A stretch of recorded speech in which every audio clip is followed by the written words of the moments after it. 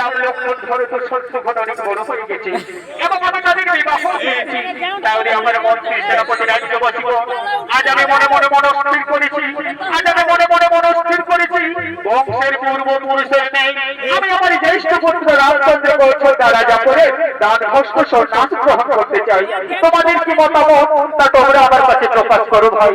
মহারাজ মহারাজ এতটি উত্তম সংবাদ মহারাজ, এতটি আনন্দের সংবাদ আমরা সকলে চাই, আমরা সমস্ত অযোধ্যাবাসী চাই আপনার পর রাজা হোক রামচন্দ্র। এতে আমাদের পূর্ণ সমর্থন আছে মহারাজ, এতে আমাদের পূর্ণ সমর্থন আছে। ওরে আমার মন্ত্রী সেনাপতি রাজ্যবাসী তাহলে আর বিলম্বের নাহি প্রয়োজন, তোমরা এক্ষুনি ছুটে যাও আর অযোধ্যা নগরের প্রতিটি দাঁড়িয়ে দাঁড়িয়ে জানিয়ে দাও যে কাল সুপ্রভাতে অযোধ্যা রাজা হবে রামচন্দ্র। তাই যেন সমস্ত রাজ্যবাসী রাজ দরবারে এসে আমার ছেলে রামকে সবাই আশীর্বাদ করে। মহারাজ তাই হবে মহারাজ, তাই হবে। আমরা এক্ষুনি ছুটে যাব আর অযোধ্যা নগরের প্রতিটি দাঁড়িয়ে দাঁড়িয়ে জানিয়ে দেবো কাল সুপ্রভাতে অযোধ্যা রাজা হবে রামচন্দ্র। তাই যেন সমস্ত রাজ্যবাসী রাজ দরবারে এসে আমাদের নতুন রাজা রামকে সবাই আশীর্বাদ করে। তাই হবে মহারাজ, তাই হবে। আমরা চললাম মহারাজ, আমরা চললাম মহারাজ, আমরা চললাম।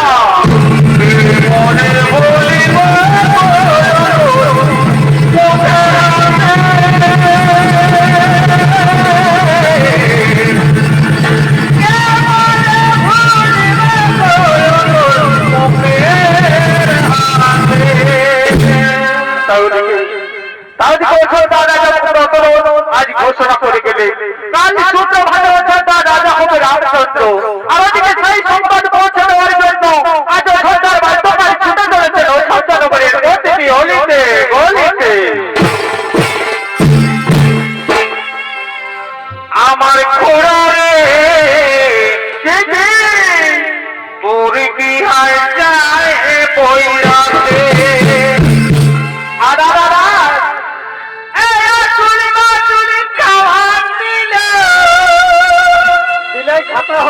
ভালো লাগেছিল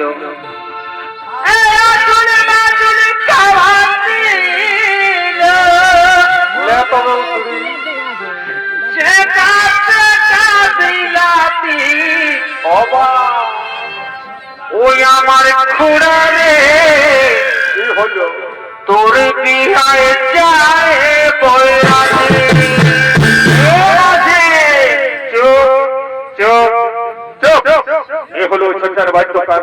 এই বাদ্যকারের কাজ হলো মহারাজ দশরথ রাজার প্রতিটি সংবাদ অযোধ্যা নগরের প্রতিটি অলিতে গলিতে পৌঁছে দেওয়া। তাই বাদ্যকার ছুটে চলেছেন কাল সুপ্রভাতে অযোধ্যা রাজা হবে রামচন্দ্র সেই সংবাদ পৌঁছে দেওয়ার জন্য। আর এতক্ষণে বাদ্যকারের ভূমিকায় নৃত্য পরিবেশন করে দেখাবেন ইনি হলেন পানিপাথর মা পার্বতী মহিলা সরস্বতীর অত্যাদি সুচিত্রা সহিতের মা শ্রীমতী শিবানী।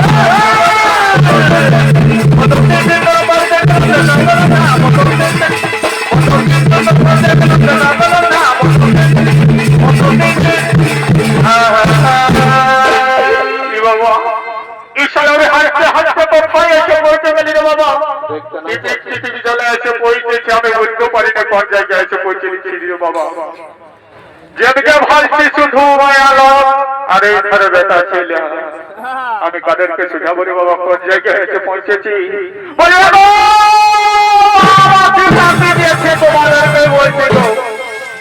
তোমরা যে এতটা জলকে গাছনা করে বসে বসে গুজুর গুজুর আর ফসুর ফসুর করছো বলি আমি কি জন্য এসেছি তোমরা জানো?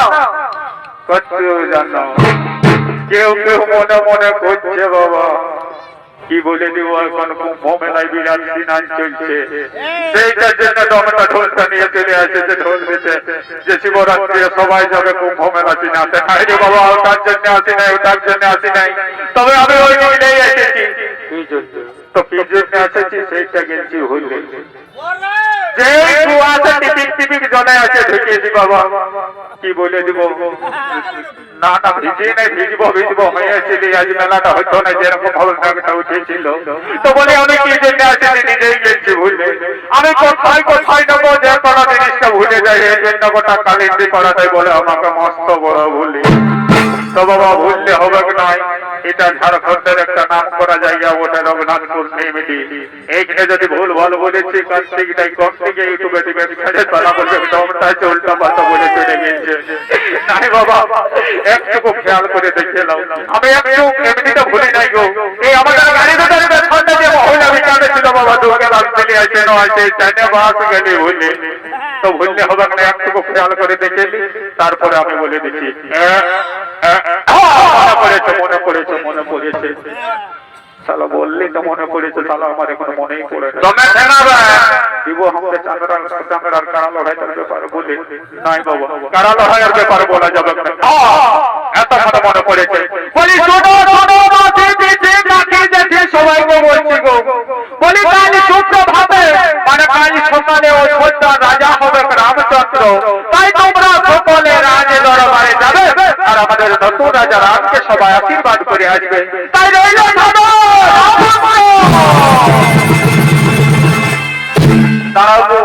শুধু তোমরাকে বললে হবে নাই বাবা ওই ধারে আমার কাকা যেটা মশা পিটারা আছে আর ওই ধারে রাখার সঙ্গে আমাদের কার্তিক দাদাও বসে আছে এইখানে যদি আমি সেই মতো খবরটা দিই আমাকে মনে হচ্ছে তোমাদের ঝাড়খণ্ডে আর ঘুরতে হবে না ইউটিউবে গোটা ভারতবর্ষটাকে জানান দিবে তারা আমার কাকা পুরাকে যাবো বলে দিয়ে নি তারপরে আমি ঝাড়খণ্ডের লাইন ধরে সোজা টাটা দিকে চলে যাবো বুঝলে তো তারা একটু কাকা পুরাকে যাবো বলে দিয়ে নি বলে যাবো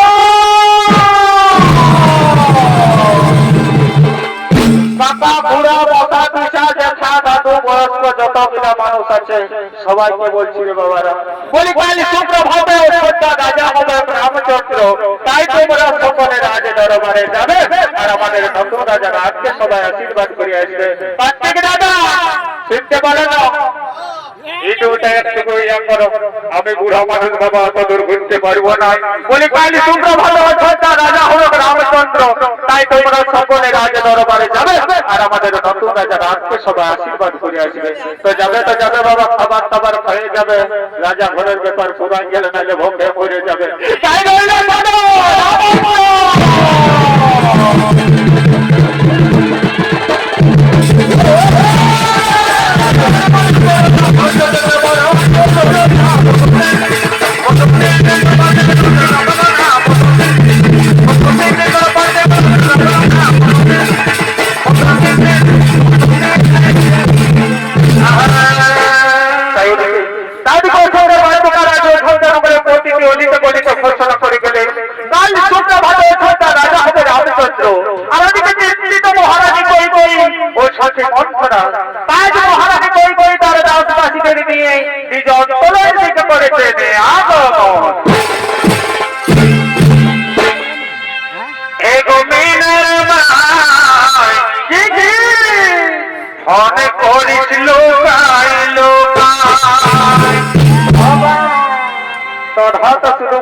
করতে দেখো মিনার মাই অনেক করিস লোকাই লোকাই কত করে কিছু বলতে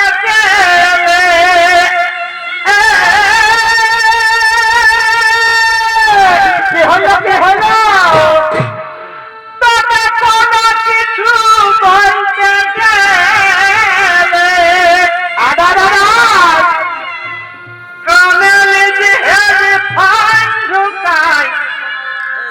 মিনার মাই ধন করিল লোকাই এগো মিনার মাই ধন করিল লোকাই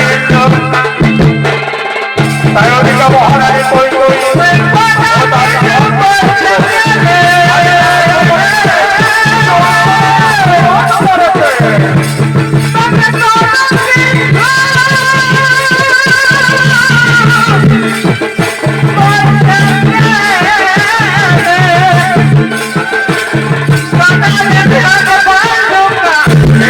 Thank you.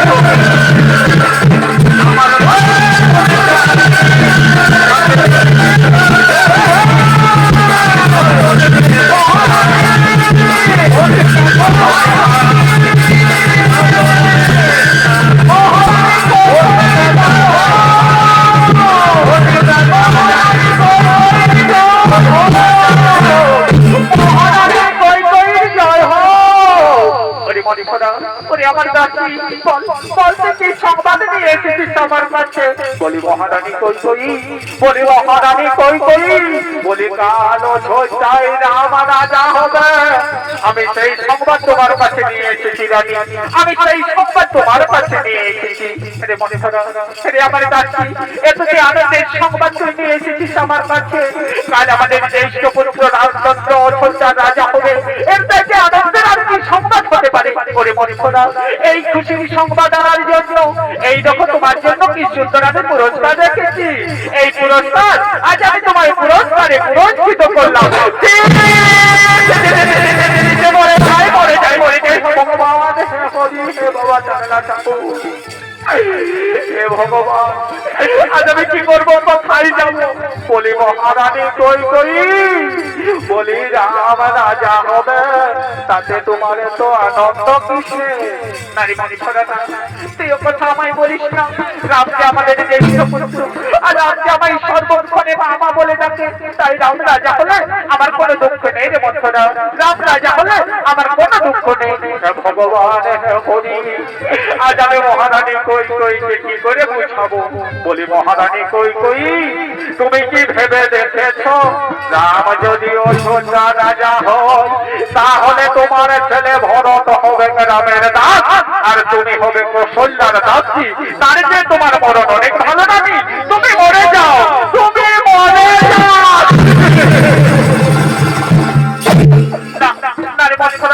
তুই কথা আমায় বলিস না। তুই যে সকলে জানি আমি আমার ছেলে ভরতের লোক বেশি রামকে ভালোবাসি, তাই রাম রাজা হলে আমার কোনো দুঃখ নেই রে মনসরা। রাম রাজা হলে আমার কোনো দুঃখ নেই। ভগবান, আজ আমি মহারানীকে কি করে বুঝাই, কি করে আমি মহারানীর কানে আজ বিষ ঢালি? বলি মহারানী কই কই, এদিকে শোনো, এদিকে শোনো। তুমি কি ভেবে দেখেছো রানী, রাম যদি অযোধ্যা রাজা হয়, তাহলে তোমার ছেলে ভরতের বংশে কেউ কোনদিন অযোধ্যা রাজা হতে পারবে না। আর তুমি যদি আমার কথায় চলো রানী, আমি কিন্তু তোমার ছেলে ভরতকে এই অযোধ্যা রাজা বানিয়ে দেবো। কেমন করে, কেমন করে আমার ছেলে ভরত হবে এই অযোধ্যা রাজা? ওরে মনসরা, ওরে আমার দাসী, তুই আজ আমায় খুলে বল না, কি করলে আমার ছেলে ভরত হবে এই অযোধ্যা রাজা? মহারাজ সেটা মেনে নেবে? বন্যারি মনসরা বন্যা, আমিও যে চাই, আমিও যে চাই আমার ছেলে ভরত হোক এই অযোধ্যা রাজা। আজ তুই আমাকে যা বলবি আমি তাই করবো। বন্যা, কেমন করে আমার ছেলে ভরত হবে এই অযোধ্যা রাজা? এই বছরে আমি মহারানীর কানে বিষ ঢালি। বলি মহারানী কই কই, এদিকে শোনো, এদিকে শোনো, এদিকে শোনো।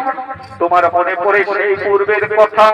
পূর্বে দেবাসুর সংগ্রামের যুদ্ধের সময় যখন মহারাজ দশরথ ক্ষত বিক্ষত অবস্থায় এসেছিল তোমার অন্তলয়ে, সেই দিন তুমি মহারাজ দশরথকে সেবা শুশ্রূষা করে সুস্থ করেছিলে।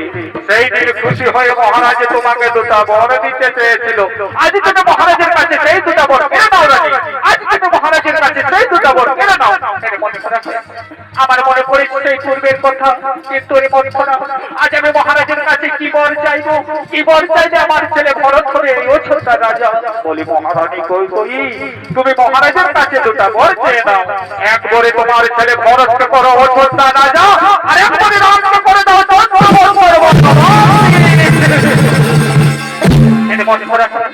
আজ আমি তাই করবো। আজ আমি আমার ছেলে ভরতকে অযোধ্যা রাজা করার জন্য আজ আমি তোর কথা মতো মহারাজের কাছে দুটি বর চেয়ে নেব। এক বরে আমার ছেলে ভরত হবে এই অযোধ্যা রাজা, আর এক বরে রামকে করবো। বলি মহারানী কই কই, তুমি কি ভেবেছো মহারাজের কাছে তুমি ওই দুটা বর চাইবে আর মহারাজ তোমাকে দিয়ে দিবে? দিবেক নাই রানী, দিবেক নাই। তুমি আমার কথা মতো চলো, তবেই তুমি মহারাজের কাছে ওই দুটা বর চাইতে পারবে। প্রথমে খুলে ফেলো তোমার গায়ের সব অলংকার, আর মাটিতে পড়ে ইচ্ছা কামনা কাঁদতে থাকো। আর তুমি মহারাজের কাছে তারপরে ওই দুটা বর চাইবে। এক বরে তোমার ছেলে ভরতকে করবে অযোধ্যা রাজা, আর এক বরে রামকে করে দিবে 14 বছর বনবাসী। ওই দেখো মহারানী, মহারাজ মনে হয় অন্তলের দিকে আসছে। আমি আসছি রানী, আমি আসছি রানী, আমি আসছি।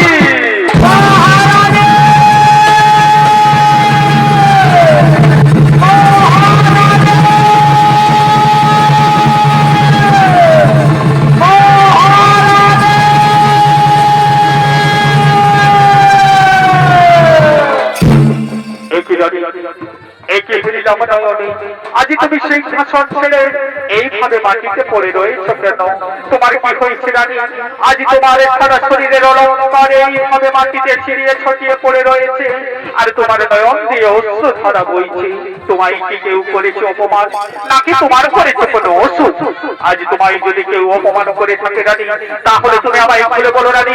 এই মহারাজের কথা দিচ্ছে রানী, আমি এক্ষুনি তাকে মৃত্যুদণ্ড দেবো। না রাজা, না, আমায় কেউ করেনি অপমান, আর আমায় করেনি কোনো অসুখ। আজ আমি নিজের জানায় বলতে চাই রাজা, তুমি কই কইকে বাধা দিও না রাজা, তুমি কই কইকে মারবে না রানী, না, আমি তোমায় মরতে দেবো না, কারণ তুমি হলে আমার নয়নের মণি। তুমি তো জানো রানী, আমি আমার সমস্ত রানীর চাইতে তোমায় সব চাইতে বেশি ভালোবাসি। কাল আমাদের যে পুত্র রামচন্দ্র হবে এই অযোধ্যার রাজা, তাই আনন্দের দিনে তুমি আমার সাথে এইভাবে কথা বলছো কেন? এই আনন্দের দিনে তুমি আমার কাছ থেকে কিছু চেয়ে নাও রানী। আজ তুমি আমার কাছ থেকে যা চাইবে আমি তোমাকে তাই দেবো। বলো রানী, বলো তুমি আমার কাছ থেকে কি চাও? দেবে ওকে রাজা, আমি তোমার কাছ থেকে যা চাইবো তুমি আমাকে তাই দেবে? হ্যাঁ রানী, আমি তোমাকে তাই দেবো। কাল আমাদের জ্যেষ্ঠ পুত্র রামচন্দ্র হবে এই অযোধ্যার রাজা, তাই এই আনন্দের দিনে তুমি আমার কাছ থেকে যা চাইবে আমি তোমাকে তাই দেবো। আমি তোমায় কথা দিচ্ছি রানী, এই মহারাজের দশরথের মুখের কথায় বিশ্বাস যদি না হয়ে যাবে, তাহলে আমি আমার ছেলে রামের নামে আজ তুমি আমার কাছ থেকে যা চাইবে আমি তোমাকে তাই দেবো। বলো রানী, বলো তুমি আমার কাছ থেকে কি চাও? তুমি যখন রামের নামে শপথ করে আমায় কথা দিলে, আমি জানি তুমি তোমার কথা খেলাপ করবে না, তাই বলি ও রাজা, তোমার মনে পড়ে সেই পূর্বের কথা? পূর্বে দেবতা দানবের যুদ্ধের সময় যখন তুমি ক্ষত অবস্থায় এসেছিলে আমার কাছে, সেদিন আমি তোমায় সেবা শুশ্রূষা করে সুস্থ করেছিলাম। সেই দিন খুশি হয়ে তুমি আমায় দুটা বর দিতে চেয়েছিলে। আজ আমি তোমার কাছে সেই দুটা বর চাই রাজা। বলে দেখো তুমি আমায় সেই দুটা বর দেবে। কি বললে রানী, তুমি আমার কাছ থেকে বর চাও? বলে রানী, বলো তুমি আমার কাছ থেকে কি বর চাও? আজ তুমি আমার কাছ থেকে যা বর চাইবে আমি তোমাকে তাই দেবো। আমি আমার কথা দিচ্ছি রানী, আমার যদি মুখের কথায় বিশ্বাস না হয়ে রানী, তাহলে আমি আমার ছেলে রামের নামে শপথ করে কথা দিচ্ছি রানী। আজ তুমি আমার কাছ থেকে যা বর চাইবে আমি তোমাকে তাই দেবো। বলে রানী, বলো তুমি আমার কাছ থেকে কি বর চাও? তুমি কিন্তু বারবার রামের নামে শপথ করে আমায় কথা দিচ্ছ, আর আজ যদি তুমি তোমার কথার খিলাপ করো, তাহলে যে সূর্য বংশের নামে কলঙ্কিত হবে। তাই ও রাজা, যদি আমার দুটি বর এক করে আমার ছেলে ভরসা করো অযোধ্যা রাজা,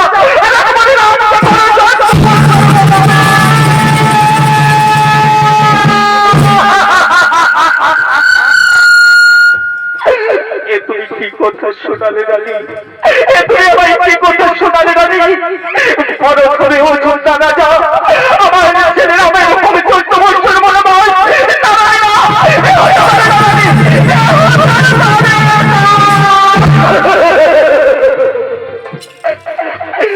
কোথায় বলছো তুমি? কষ্ট পেয়েছে পড়ো আমার চূর্ণ বিচূর্ণ করে দাও এই দেহখানি। এই কথা শোনালে আমার মৃত্যু হলো না ঠাকুর, এই কথা শোনালে আমার মৃত্যু হলো না।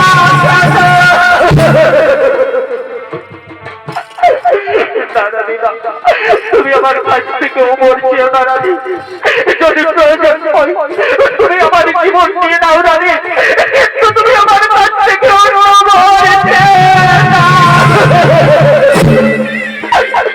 না রাজা, না তুমি না রাজা, তুমি না রামের নামে শপথ করে আমায় কথা দিয়েছো, আর আজ যদি তুমি তোমার কথার খিলাপ করো, তাহলে যে সূর্য বংশের নামে কলঙ্কিত হবে। তাই ও রাজা, দেবে যদি আমায় দুটি বর একবারে আমার ছেলে পরোক্ষ করো অযোধ্যা রাজা, একবারে আমাকে পরোক্ষ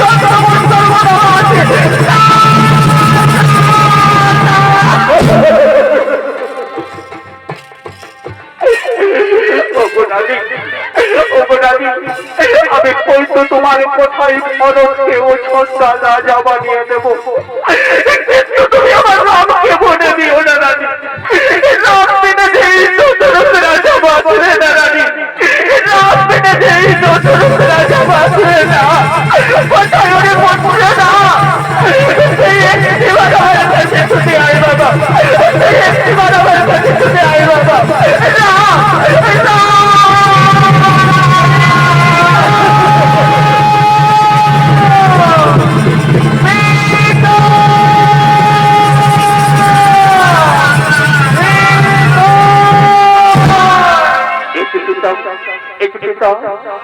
আজ তুমি সিংহাসন ছেড়ে এইভাবে মাটিতে পড়ে রয়েছো কেন?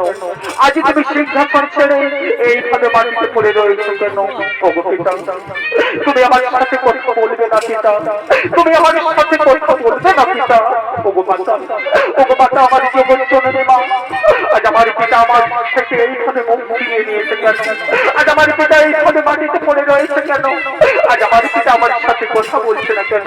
বলবো বলো, আমার পিতার কি হয়েছে তুমি আমাকে একটি বার খুলে বলো। বলে না, তোর জন্য তোর পিতার এই দোষ। কি বললে মা? আমার জন্য আমার পিতার এই দোষ? বলো বা বলো, আমার পিতার কি হয়েছে তুমি আমাকে একটি বার খুলে বলো। আমি কি এমন অন্যায় করেছি যে আমার পিতা আমার সাথে কথা বলছে না, এইভাবে মাটিতে পড়ে রয়েছে? ওরে রাম, ওরে রাম, শুনবি তোর পিতার কাহিনী। তোর পিতা যে আমার কাছে প্রতিজ্ঞাবদ্ধ করেছে, তোর পিতার কাছে আমি যদি বল চেয়েছি আর সেই কথা বলে দিতে পারছে না বলে তোর পিতা এইভাবে মাটিতে পড়ে রয়েছে। কি বললে মা? কি এমন বর দিয়েছো মা যে দিতে পারছে না বলে আমার পিতা এইভাবে মাটিতে পড়ে রয়েছে? বলো মা বলো, আমার পিতার কাছ থেকে তুমি কি বর চাও? ওরে রাম, ওরে রাম, তোর পিতার কাছে আমি যদি বর চেয়েছি, একবারে আমার ছেলে বরণকে করতে হবে অযোধ্যা রাজা, আর একবারে তুমি হবে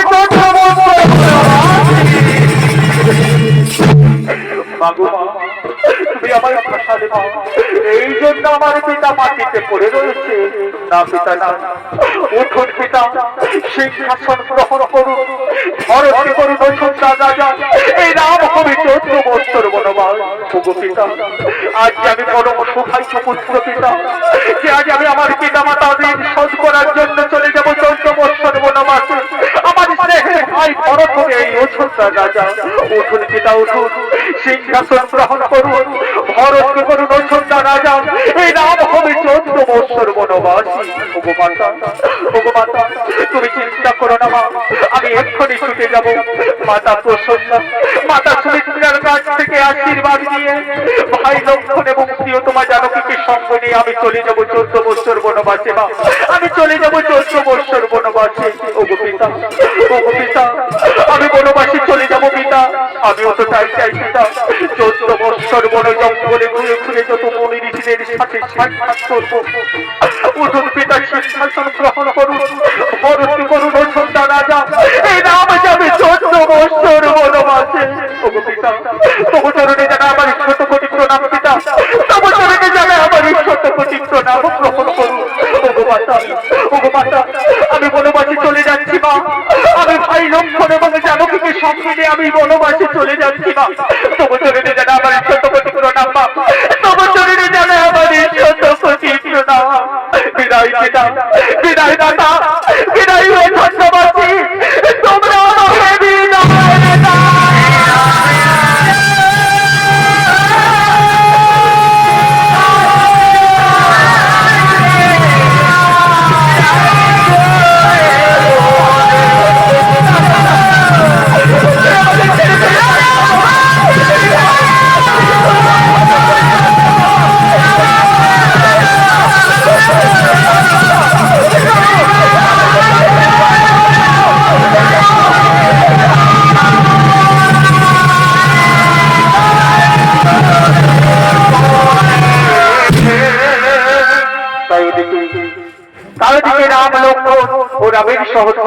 দাও।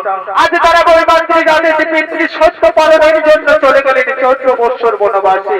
আর ওদিকে সেই সংবাদ মহারাজ দশরথ জানতে পেরে পুত্র সঙ্গে মহারাজ দশরথের হয়রাম হয়রাম করতে করতে মৃত্যু হলো। আর ওদিকে রাম লক্ষ্মণ সীতা আজ তারা অযোধ্যা নগরী ছেড়ে ধীরে ধীরে চিত্রকূট পর্বতের দিকে করেছে আগমন।